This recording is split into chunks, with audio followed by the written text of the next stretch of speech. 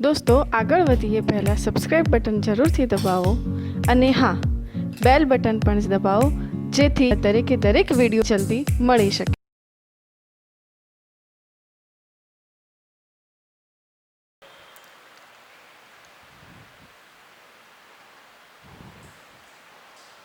अलग गण मित्रों अलग नो मतलब शू? अलग गण नो मतलब शू? बे गण शू होय? अलग अलग. अलग अलग एटले पहला गण में जे घटको होय पहला गणना घटको बीजा गण में ना होय. एटले धारो के अहींया 1 2 3 होय, अहींया ए बी सी होय. तो आनी व्याख्या अर्थे लखाय छे एटले जो एने शॉर्ट में फेरवी नाखो छुं. गण ए नो एक पण घटक गण बी में होय नहीं अने गण बी नो एक पण घटक गण ए में ना होय. जो आ भाग अने आ भाग अलग अलग छे एनो मतलब शुं? आनो घटक आमो ना होय अने आनो घटक आमो ना होय एटले के बे शुं छे? अलग अलग छे. हवे मित्रों बे गण अलग अलग होय तो तमे आम व्याख्या लखी शको के गण ए नो एक पण सभ्य गण बी में ना होय तेमज गण बी नो एक पण सभ्य गण ए में ना होय तो ए अने बी ने अलग गण कहेवामां आवे छे. बरोबर? आनो एक पण घटक आमो ना होय अने आनो एक पण घटक आमो ना होय. हवे एटलुं मोटुं विधान ना लखવું होय तो बीजू कोई टूंकू विधान खरू मित्रों? आम लखाय जो के जो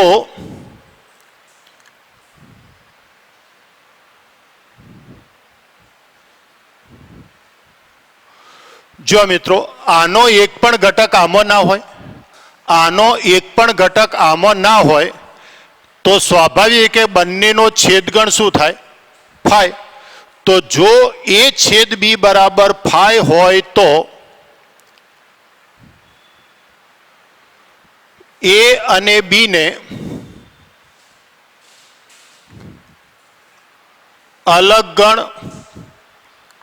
अथवा परस्पर निवारक गण कहे छे.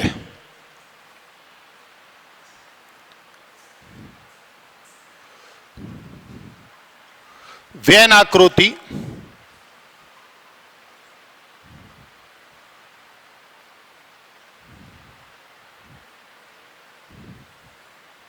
आ आपणो सार्वत्रिक गण, आ आपणो गण ए, आ आपणो गण बी तो आनो छेदगण शुं थाय? फाय. एटले के गण ए नो एक पण घटक बी मो नथी अने गण बी नो एक पण घटक ए मो नथी. एनो मतलब ए अने बी बे केवा गण छे? अलग अलग गण छे. अलग अलग गण माटे बीजो शब्द वपराय छे परस्पर निवारक. तो लखी नाखजो.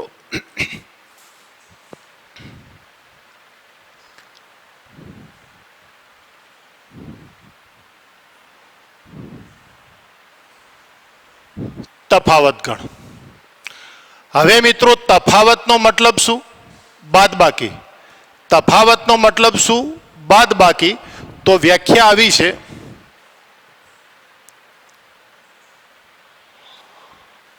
गण ए मो होय पण गण बी मो न होय तेवा युना तमाम घटको वडे बनता गण ने ए अने बी नो तफावत गण कहे छे.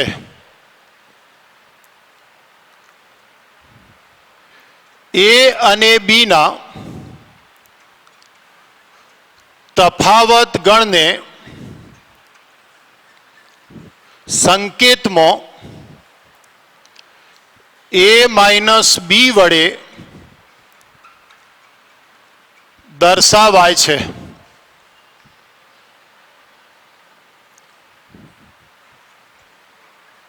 એની વેન આકૃતિ દોરીએ.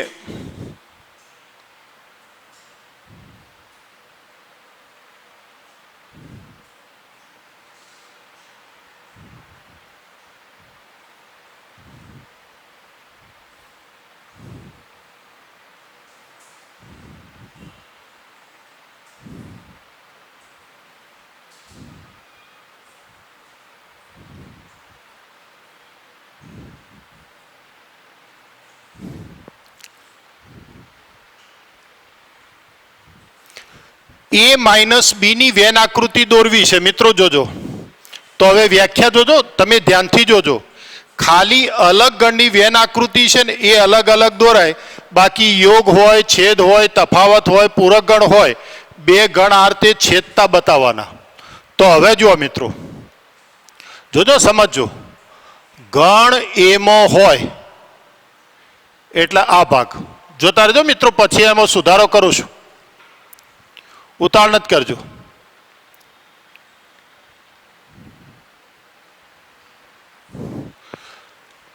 ગણ એમાં હોય એટલે આ ગણ એ ખરો કે નહીં, પણ શબ્દ શું વાપર્યો? પણ ગણ બીમાં ના હોય.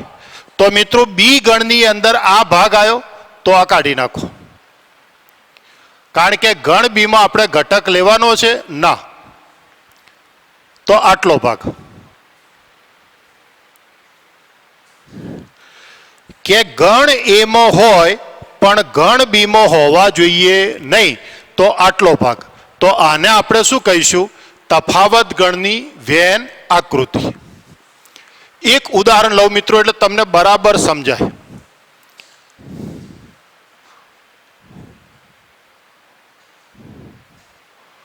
જો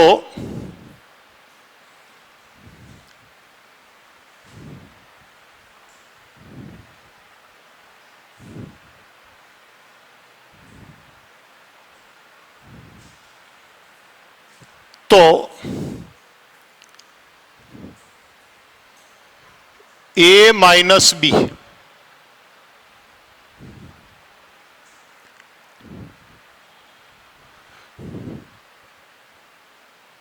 શબ્દો પકડજો મિત્રો. શબ્દ શું છે જો તમારા યાદ આરતે રાખવાનું છે કે આ ગણ ના ઘટકો આ આગળના ગણમાં હોય એટલે કે બીના ઘટકો કાઢી નાખવાના. તો મિત્રો ગણ એમાં બીના કેટલા ઘટકો છે? એક જ. કયો? 3. તો ગણ એમાંથી આ ઘટકોને કાઢી નાખો એટલે કે બાદ કરો, એમાંથી બીને બાદ કરો. તો હવે વધ્યું શું મિત્રો? 1 2 4. તો આ તમારો તફાવત ગણ કહેવાય.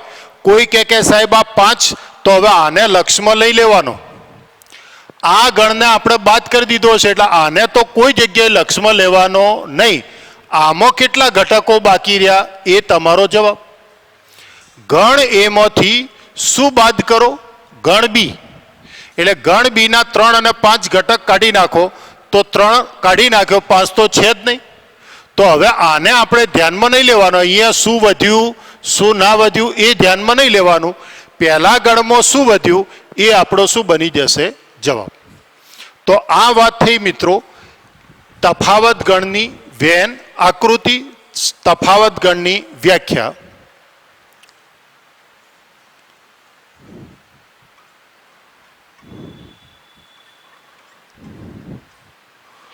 આગળ વધીએ.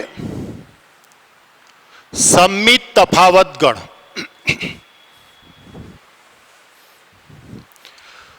જો મિત્રો વેન આકૃતિ સરળતાથી દોરાય છે દોરું છું, બાકીની વેન આકૃતિ પછી આપણે સ્વાધ્યાયના દાખલામાં લઈ જઈશું. તો જુઓ, ગણ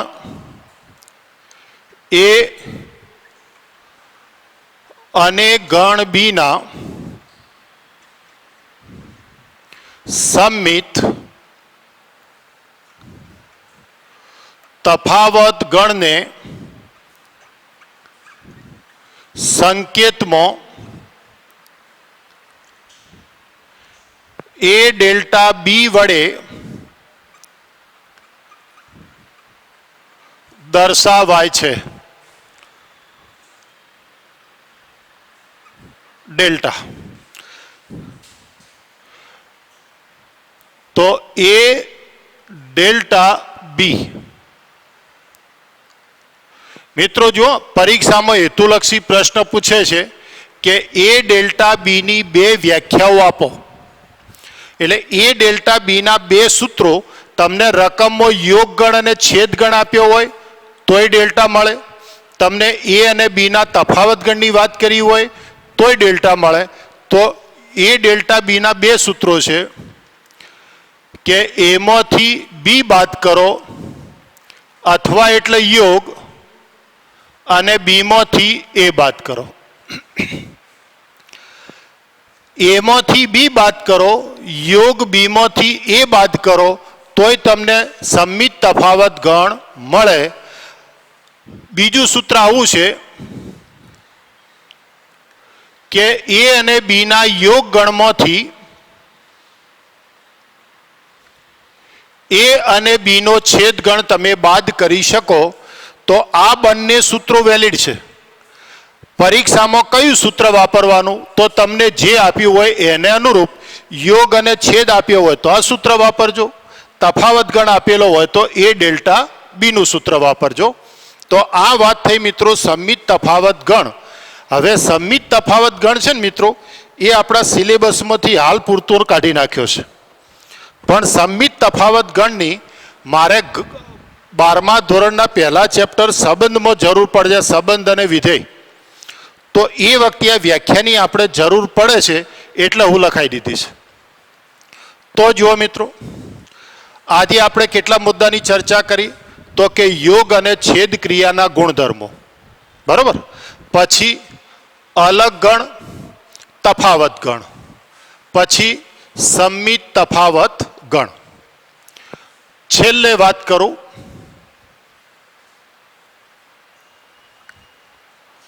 પૂરક ગણ. પૂરક એટલે કોમ્પ્લિમેન્ટ ઓફ એ.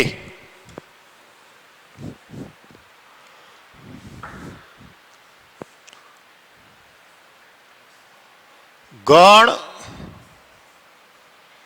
એમાં ન હોય તેવા ગણ યુના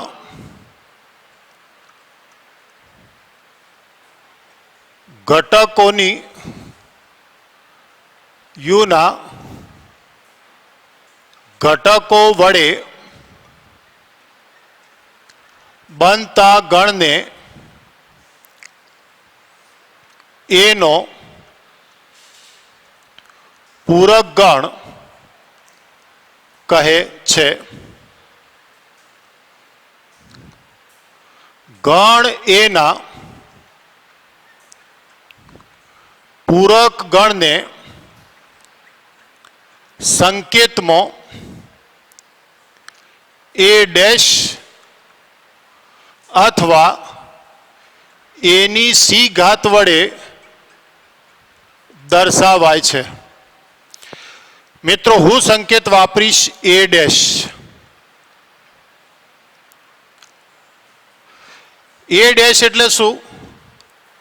એક્સ નોટ બિલોંગ્સ ટુ એ પણ એક્સ બિલોંગ્સ ટુ યુ. તો આ તમારો પૂરક ગણ. કે ગણ એમાં ના હોય પણ કેવો હોય? ગણ યુમાં હોય એવા જે ઘટકો છે એ ઘટકો વડે બનતો ગણ એ તમારો પૂરક ગણ.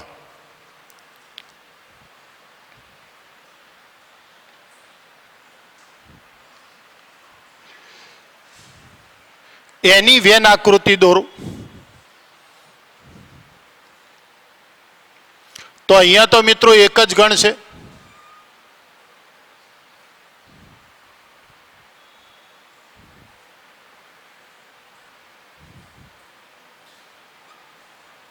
આ ગણ અને આ તમારો સાર્વત્રિક ગણ. તો વ્યાખ્યા શું કહે છે જુઓ, ખૂબ ધ્યાનથી સમજવા મિત્રો, અગાઉ મુદ્દા આવેલા છે એટલે એમાં કોઈ એટલી તકલીફ પડે એવું નથી. ગણ એમાં ના હોય એનો મતલબ આ રી આખો ગણ.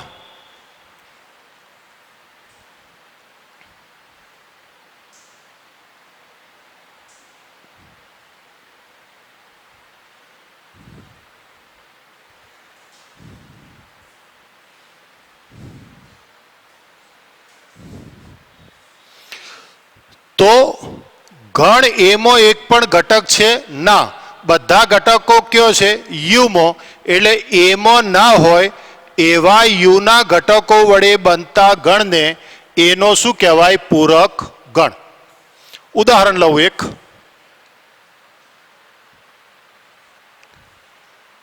કે યુ બરાબર અને એ બરાબર તો એ ડેશ બરાબર. તો હવે જુઓ મિત્રો, આના ગુણધર્મો હું તમને લખાવું છું. તો હવે આને આપણી ભાષામાં લખવું હોય તો શું લખાય? યુમાં છે પણ એમાં નથી. તો હાલ આપણે દાખલો લખ્યો. મિત્રો જો તફાવત ગણમાં પેલો સંકેત લખ્યો ને એના નીચે એક આ લીટી લખવાની રહી ગઈ છે. મિત્રો આટલી સુધારો કરજો.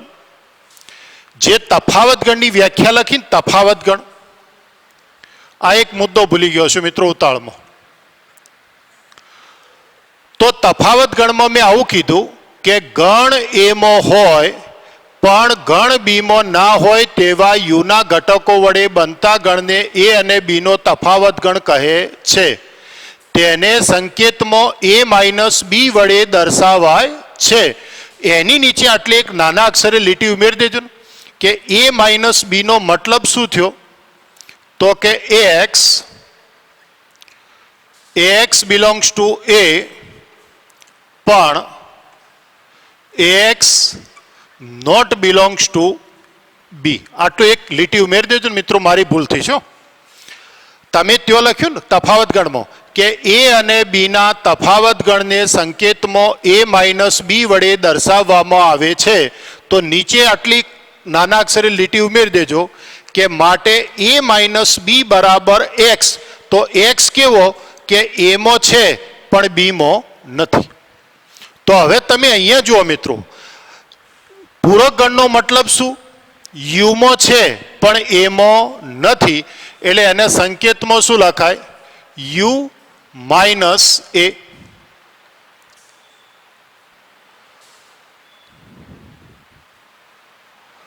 તો યુ માઇનસ એ. હવે આ ઘટકો આમાંથી કાઢી નાખો મિત્રો. તો કયા ઘટકો ગયા? 1 3 5. તો 1 ગયો, 3 ગયો, 5 ગયો, તો વધ્યું શું? 2 અને 4. તો આ જે વ્યાખ્યા થઈ એ મિત્રો પૂરક ગણની વ્યાખ્યા થઈ. એમાં ને એમાં આપણે આગળ વધીએ.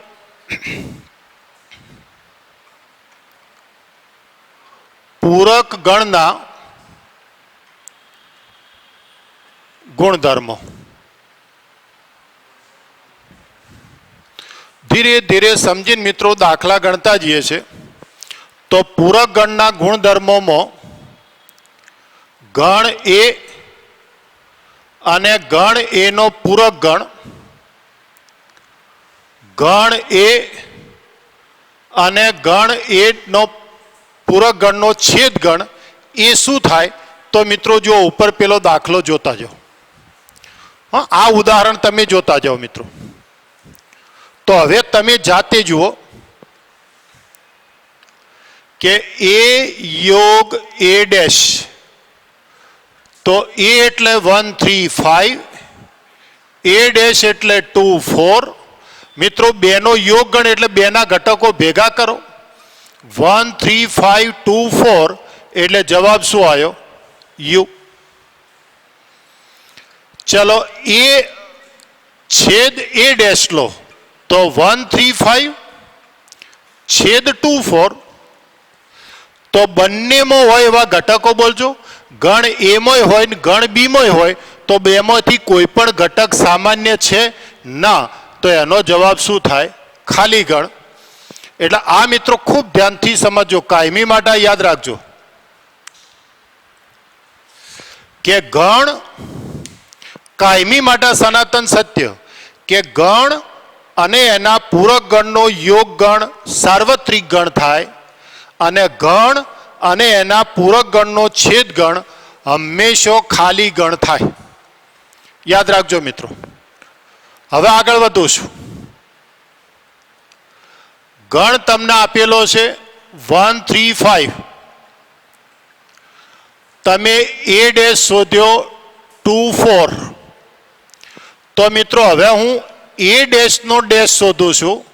તો a ડેશ નો ડેશ એટલે u માઇનસ a ડેશ. તો 1 2 3 4 5 માઇનસ a ડેશ એટલે 24. તો જવાબ શું આવ્યો? 1 2 3 એટલે ગણ પોતે. એટલે તમારો પૂરક ગણનો બીજો ગુણધર્મ છે કે પૂરક ગણનો પૂરક ગણ એટલે ગણ પોતે. પૂરક ગણનો પૂરક ગણ એટલે ગણ પોતે. હવે જોતા રહેજો મિત્રો. a ડેશની વ્યાખ્યા શું લખી?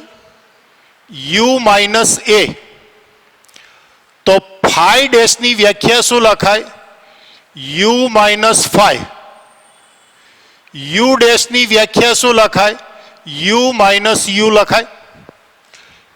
એની જગ્યાએ 5 લખો. a બરાબર 5 લો. તો a બરાબર 5 લો તો 5 ડેશ બરાબર u માઇનસ 5. અને અહીંયા મિત્રો a બરાબર u મૂકો તો u ડેશ બરાબર u minus u. u minus u એટલે કેન્સલ, એટલે ખાલી ગણ. અને અહીંયા શું થયું? સાર્વત્રિક ગણ. તો આ તમારો ત્રીજો નિયમ.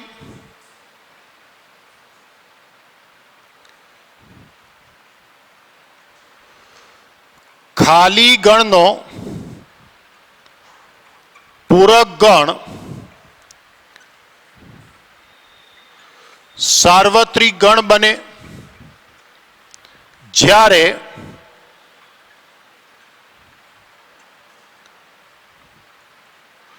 સાર્વત્રિક ગણનો પૂરક ગણ ખાલી ગણ બને.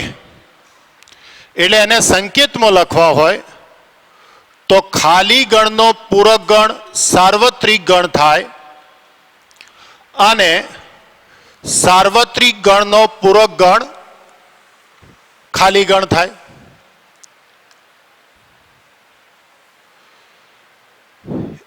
એના પૂરક ગણના ઘટકોની સંખ્યા શોધવા માટેનું સૂત્ર. મિત્રો જુઓ તો a ડેશની વ્યાખ્યા શું લખી? u minus a. હવે ઘટકોની સંખ્યા એટલે નંબર ઓફ a ડેશ, એટલે બે બાજુ નંબર લઈએ તો મિત્રો નંબર ઓફ a ડેશ બરાબર નંબર ઓફ a ડેશ બરાબર શું લખાય? Number of u minus number of a. આ તમારું સૂત્ર થયું. Number of u minus number of a એટલે શું લખાય? એના પૂરક ગણના ઘટકોની સંખ્યા. તો મિત્રો સનાતન સત્ય પરિણામો છે કે ગણ અને પૂરક ગણનો યોગ ગણ u આવે અને છેદ ગણ 5 આવે. હવે જો યોગ ગણમાં મોટો ગણ ને છેદ ગણમાં નાનો ગણ. પૂરક ગણનો પૂરક ગણ ગણ પોતે થાય, ખાલી ગણનો પૂરક ગણ u થાય અને u નો પૂરક ગણ ખાલી ગણ થાય. અને પૂરક ગણના ઘટકો શોધવાનું સૂત્ર શું? તો કે નંબર ઓફ એ ડેશ બરાબર number of U minus number of એ.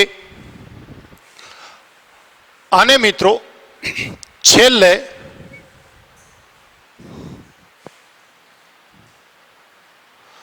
બે લીટી લખું છું.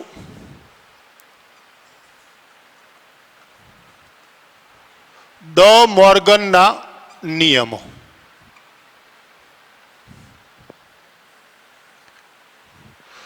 અને આ બે નિયમો તમે તૈયાર કરી નાખજો મિત્રો. એટલે એક મુદ્દો થોડો બાકી રહી ગયો છે. હવે જે બાકી રહ્યો છે એ આપણે આવતીકાલે થિયરી ભાગ પૂરો થઈ જશે એટલે મિત્રો આવતીકાલથી આપણે સ્વાધ્યાયના દાખલા શરૂ કરીશું. તો દ મોર્ગનના નિયમો આવા છે કે એ ડેશ છેદ બી ડેશ અને એ ડેશ યોગ બી ડેશ.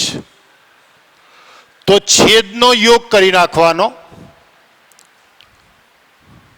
અને યોગનો છેદ કરી નાખવાનો અને એનો ડેશ. તો આ બેને દ મોર્ગનના નિયમ કહે છે. વેન આકૃતિથી આને સાબિતી આપીશું આપણે, એ સ્વાધ્યાયમાં ગણીશું કારણ કે પરીક્ષામાં પૂછાય છે. પણ હાલ યાદ રહેશે ને તમને કે દ મોર્ગનના નિયમો એટલે શું? તો કે એ ડેશ છેદ બી ડેશ હોય તો તમારે છેદનો યોગ કરી નાખવાનો અને યોગનો છેદ કરી નાખવાનો. બે બાજુ લખાય મિત્રો, આમે લખાય એક્સ છેદ વાયનો ડેશ હોય તો અલગ અલગ ડેશ કરો એટલે વચ્ચે ગણ ક્રિયા બદલી નાખવાની. આમથી આમ લખો કે આમથી આમ લખો, ગણ ક્રિયા બદલી નાખવાની. અલગ અલગ હોય તો ભેગું એ લખાય ને ભેગું હોય તો અલગ અલગ પણ લખાય. તો મિત્રો આ બે તમારા દ મોર્ગનના નિયમ